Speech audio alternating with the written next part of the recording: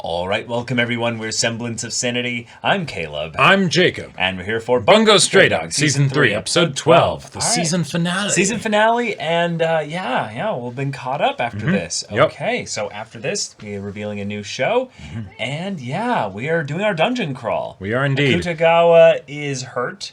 And now infected. With the virus, but our boy Atsushi was probably going to be able to catch up to the user that controls the virus. At the very least, he knows the direction that he went, so they can chase after him, and they know what he looks like. Yeah, and while they don't have much support really inside, they do have support on the outside, and things could change from there, given that Fyodor Dostoevsky is probably going to make a move to adjust things here, given that I don't think he necessarily predicted that they would make it here this smoothly. Or that they might be having extra help on the outside. Yeah, exactly. Because of the feline variety. The sensei of senseis. Exactly. Right. The big cat himself. I'm not sure what. The big cheese, yeah. Right, exactly. Yeah. Has revealed himself, and he is very stylish and very intelligent. Yes. And all right, we're working together. This is what we wanted.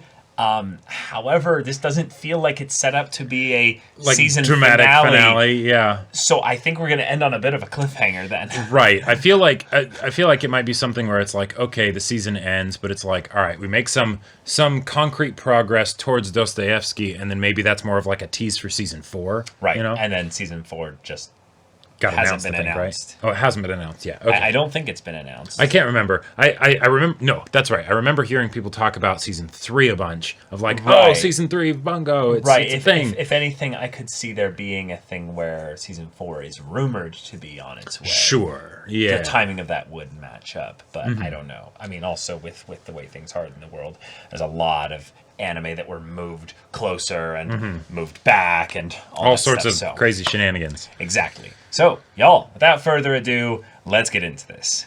All right, everyone, now be sure to go check out the reaction portion of the video in the description below, then come back here for the discussion.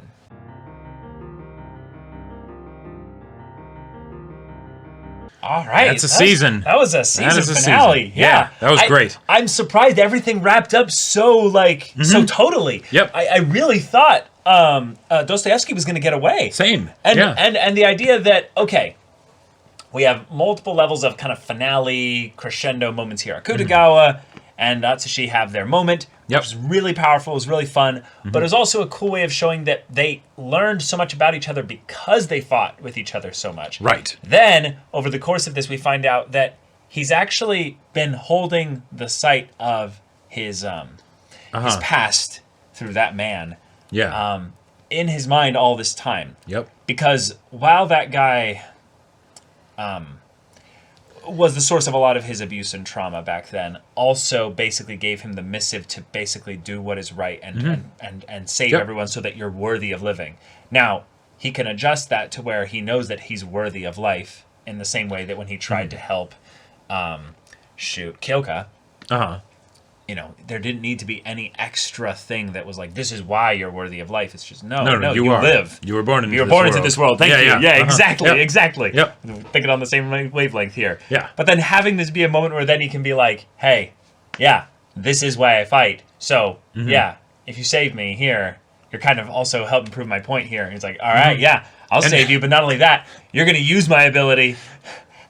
Because Akutagawa remembers... He's like, no. Back in season 1, that was bullshit. Yeah. I devour space. I had a space-devouring barrier. How the hell did you do that? Right. Well, it's because that's what the tiger is capable of. The tiger has been this enigmatic power that kind of, in some ways, is just the raw protagonist power of I can do anything. But his dick is a drill that will pierce through to tomorrow. Yeah, exactly. So he combines with Akutagawa, which is just so cool. Oh, yeah. So awesome. The fact that it wasn't also Akutagawa controlling it, like it was actually Atsushi utilizing the ability with his own will. Yep, that was awesome. And maybe Akutagawa now realizes, you don't need that power in order to gain, Dazai's respect. Like, that's not something you need to...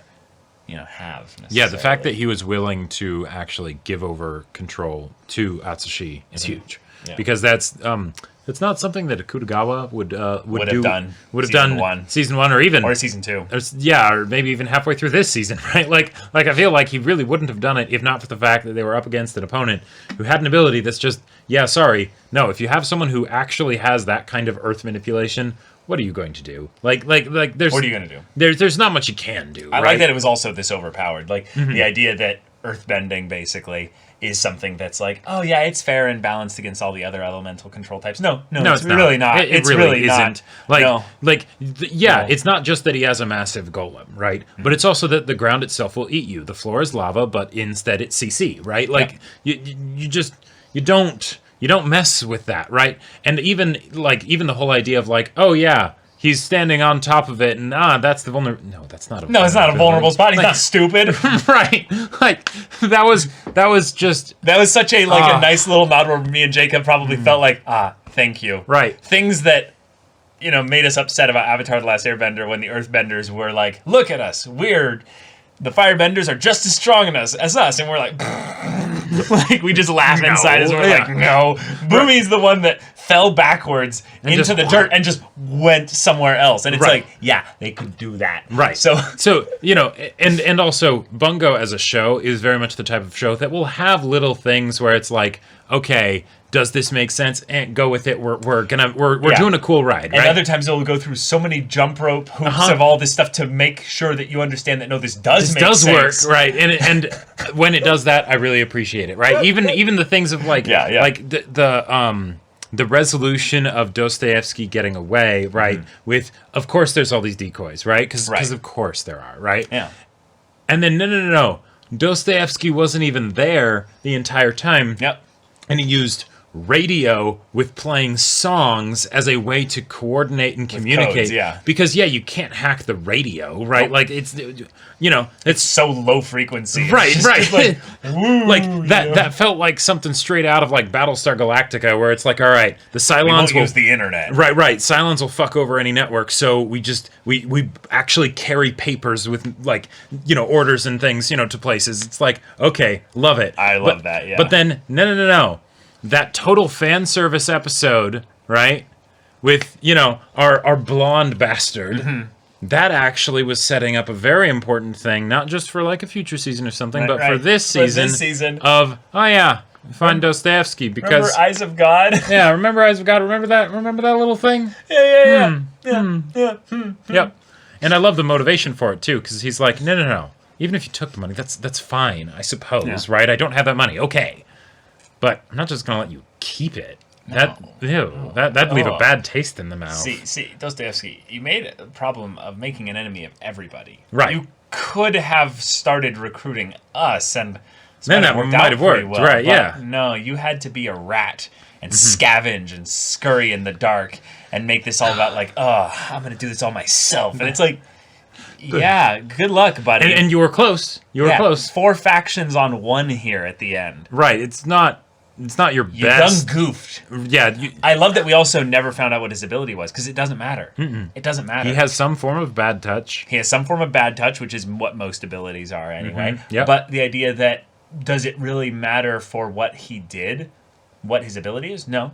And in a lot of ways, he was actually flexing on them and by showing saying, his I'm hand. not using my ability. Well, not sure, but the fact that he ended up using it in front of so many people, now they know it's a bad touch type ability as opposed to something wildly different, right? Even if they don't know exactly what it is. Yeah, and he could be trying to use it in such a way that would lead them as far away from the truth as possible. Sure. To where it could be something that's not actually based on touch. He just chose to use it at a point when someone touched him. Right, and I absolutely believe that he would put all those levels of obfuscation and indirection in there.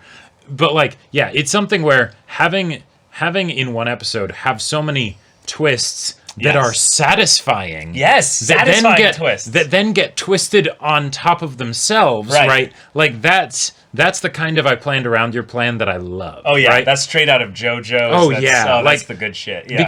Because it could totally, like, I could totally see it being something where it's like, oh, okay, either the Dostoevsky twist is like something else and it's not as satisfying, and then it's like, oh, okay, all right, that's fine. Yeah.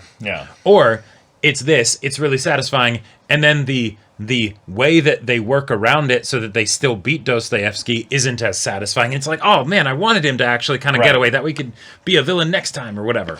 And I'm sure if the prison won't actually contain him, but but then no. But I think that's what this show is doing, is that it's slowly just adding up groups to where the ensemble cast is about where everyone could be involved theoretically. Right. It's just who's going to lead to the coolest kind of moments and stuff like that. Exactly. So just having our boy Francis just kind of, well, no, that was amazing. But just Francis being there behind the newspaper and kind of flipping it over. It's just like, yes. And we can tell who it is once we see the hair. But also just the way Dostoevsky kind of stopped and just kind of...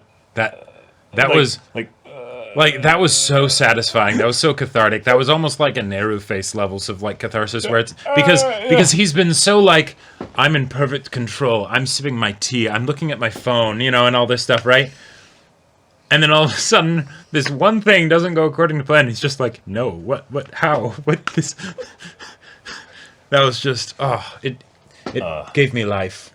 That was wonderful. Yeah. Yeah. We also had a wonderful little resolution at the end with Atsushi and Dazai and Akutagawa. 6 months. 6 months. Huh. The idea that Akutagawa is kind of understood a little bit that Atsushi is kind of the main thing keeping him from getting back to or back at Dazai, depending on which way he does this, I think in some ways has already kind of portrayed the tsundere aspect of Akutagawa, is that he's like, fucking hate you, Dazai, but also I want you to notice me, but also you have another student, so it doesn't really matter what I do, right? It's just about how I fight, right? Like, I'll eventually be strong enough, right? And Atsushi, but then basically saying, okay, well then I'll give this to you. I'll let you basically have an arena where you can let your accolades be noticed. But you can't kill anyone during that time. Right. You need to find a new strength during this time. I honestly think that 6 months is a long enough time that Akutagawa would actually change if he was basically given that restriction, given what his life generally entails. Sure. I think he might even be forced to leave the Port Mafia. Yeah, Port Mafia members that don't kill. Right, exactly. And that callback to Otasaku's is wonderful. But the idea is that Otasaku, had a lot of things that made it very easy for him to do that. Yes. Akutagawa also very much has the key to that as well. There's a very, very cool use of his power that he's shown multiple times that makes a point that the armor? He doesn't have to... Yes, exactly. The armor does not consume him necessarily, or does not have to. No, and to make a Firefly reference, Atsushi was a bit vague on the subject of kneecaps, So, yes, absolutely. But the point of that, the power that he also used here in this episode was to protect Atsushi. To save someone. Yeah. Like Akutagawa, you've already been given all the tips you need, basically. It's now just will you live it out in this time. And I kind of like that this could have been a series finale as well, theoretically. Oh, sure, yeah. Like, there's a couple ways that this ended that felt very much like that. However... The 6 month one is probably the biggest. The 6 month is the biggest thing that's left open. But if it was the idea of, maybe it's not important as to whether or not he's actually, figures it out in 6 months. Because he might figure it out in 2 weeks. Sure. It's just whether or not he'll actually live it out. What this makes me excited for is when season 4 comes along. Does that mean that we'll get more slice of life elements? Because if you can't kill anybody, right? Okay, then maybe other characters can be involved in the story. Right, totally. No, but is it going to be something where it's like, Higuchi, I don't know what to do, or something like that. Or they could time skip. They could totally do that. Apparently we were wrong. The season 4 was announced actually back in November, so I'd say it's probably another year or so until the season will actually be released. Yeah. But okay.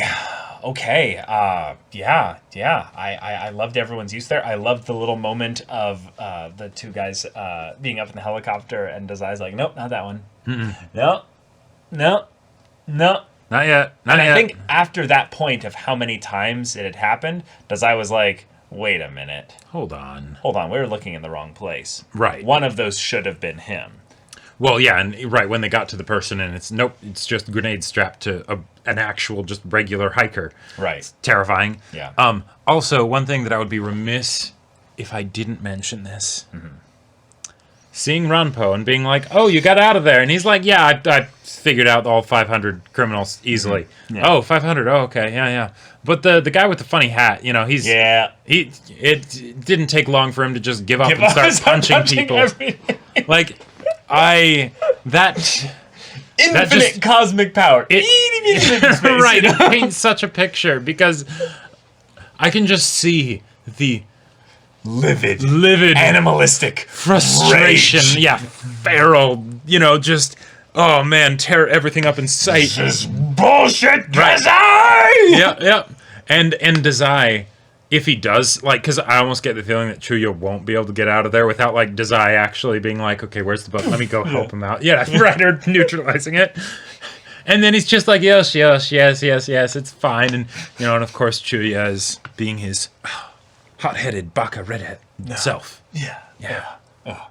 But yeah, I loved that. Yeah, that was wonderful. All right.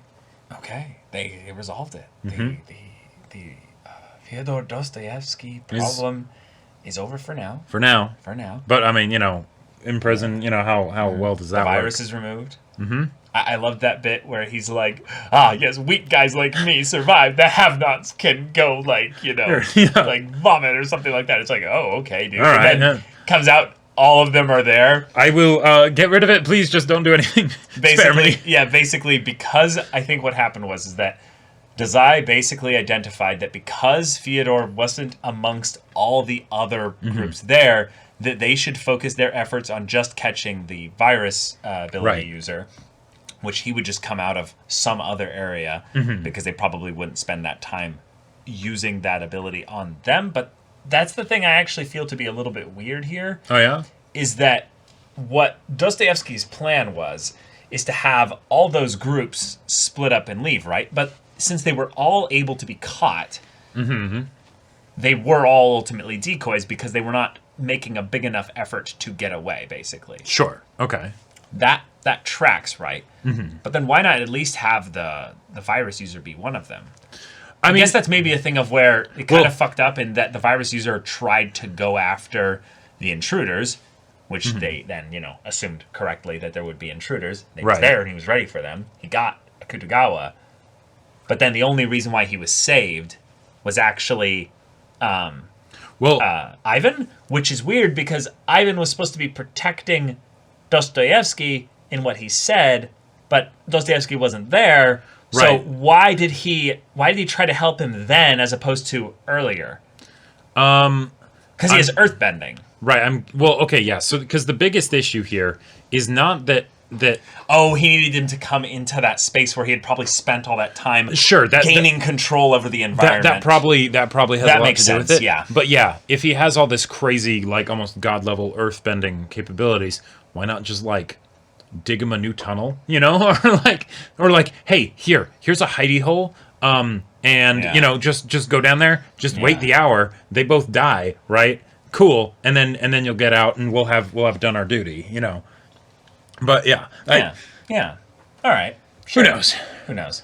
But yeah, that's season 3, y'all. That's Bungou Stray Dogs. Season 4 will be coming at some point in the future, and then we'll probably just put it on a poll, given that it'll be a sequel season and something that we don't know when it's going to come out. But a poll has already been finished for this show. Indeed. Yeah. And the show that won is Mushoku Tensei. That's right. Or in the English, the Jobless Reincarnation. Yeah. So this is one of the grandfather original isekai fantasy manga or light novels? I'm not sure. Probably a light novel. It might have either light novel might have or been both. It might even have been a web novel, actually. Oh, okay. I'm not sure. But I don't think it would have been a web novel if it's that old, though. Oh, good point. I'm pretty sure this is something that was adapted from something way before Sword Art Online. And stuff like that. I don't know. I'm not sure. But it's something we're really looking forward to seeing. Yep. Heard a lot of things about it. Heard about some things about the main character that will be like kind of an interesting kind of like controversial discussion point, which will be rather interesting as well. But like, yeah, just heads up, we've been informed about as like much as we want to about the show. We're excited for it, and that's going to be replacing this show starting next week. So if you want to see the first episode's reaction discussion to that right now, go check out the link in the description below for our Patreon. You can get on early access there. You can watch full-length timer reactions there, and all this comes with Discord access. So you can chat with us in the community there about this show, about anime in general, and also be sure to check out our Twitch channel. We stream every weekday. The info's in the description. Yeah, so if any of that interests you, we'll see you there. But until then, we're Semblance of Sanity. I'm Caleb. I'm Jacob. And we'll see you all Next time.